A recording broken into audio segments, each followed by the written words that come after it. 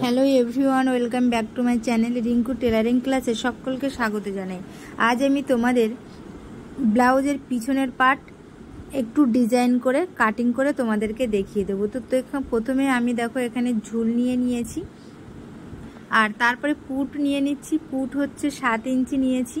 আমি আগে ক্যালকুলেশন করে নিয়েছি, এটা কিন্তু আমাদের ইয়ার গলা টাইপের হবে। আবার নিচের দিকে আমি কিন্তু একইভাবে 7 ইঞ্চিতে একটা মার্ক করে নিচ্ছি। নিয়ে দেখো মোহরার লাইনটা আমি কিন্তু আবার সেই একই রকমভাবে 7 ইঞ্চি আমি নিয়ে নিচ্ছি। আর দেখো আমাদের একটা সাইড কিন্তু ভাঁজ লাইন থেকে আমি প্রথমেই ঝুলের মাপ নিয়েছি, তারপরে পুটের মাপ নিয়েছি।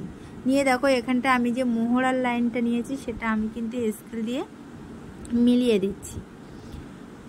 তো তারপরে আমরা নেব, দেখো এখানটায় ছাতির লাইন নিয়ে নিচ্ছি। আমি ছাতির লাইন ক্যালকুলেশন করে আমার যেটা হয়েছে সেটা হলো 9 ইঞ্চি ছাতি নিয়েছি, আরও আমি 2 ইঞ্চি এক্সট্রা নিয়েছি। এটা যেহেতু ব্লাউজের পিছনের পার্ট সেহেতু আমি এখানটায় 2 ইঞ্চি এক্সট্রা নিয়েছি। যদি আমাদের সামনের পার্ট হতো অবশ্যই 3 ইঞ্চি বেশি নিতাম।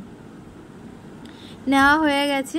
এইবার আমরা নেব যেই পর্যন্ত ঝুলের মাপ নিয়েছিলাম সেই ঝুলের মাপের থেকে আমরা কোমরের মাপ নেব। কোমরের মাপ ক্যালকুলেশন করে হয়েছে আমার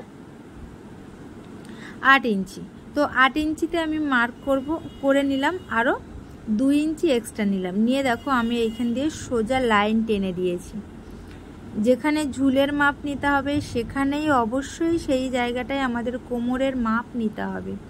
তো নেওয়ার পরে দেখো যেটা আমাদের এক্সট্রা নিয়েছি 2 ইঞ্চি করে, সেইটা আমি লাইন মিলিয়ে দিলাম।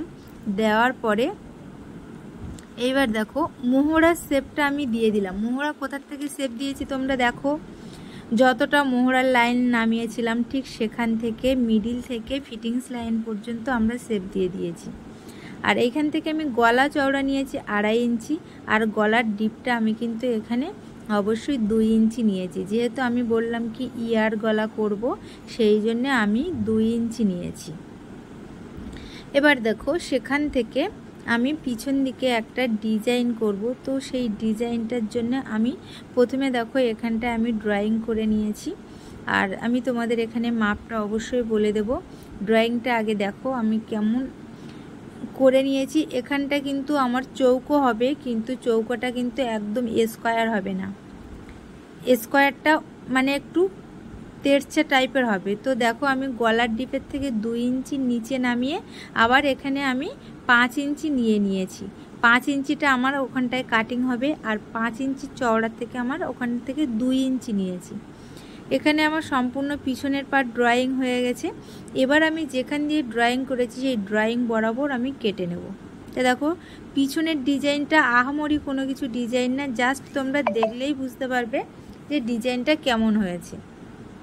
আমি তো তোমাদের বেশিরভাগ সময় গোল গলা করে দেখাই। তো দেখো এখানটায়, আর এটা আমি কিন্তু পাইপিং বসিয়ে তৈরি করব। পাইপিং বসালে খুব সুন্দর হবে দেখতে। তো আমি এটা পাইপিং বসাবো, আর অবশ্যই কিন্তু সেলাইয়ের ভিডিওটা তোমরা কিন্তু দেখে নেবে।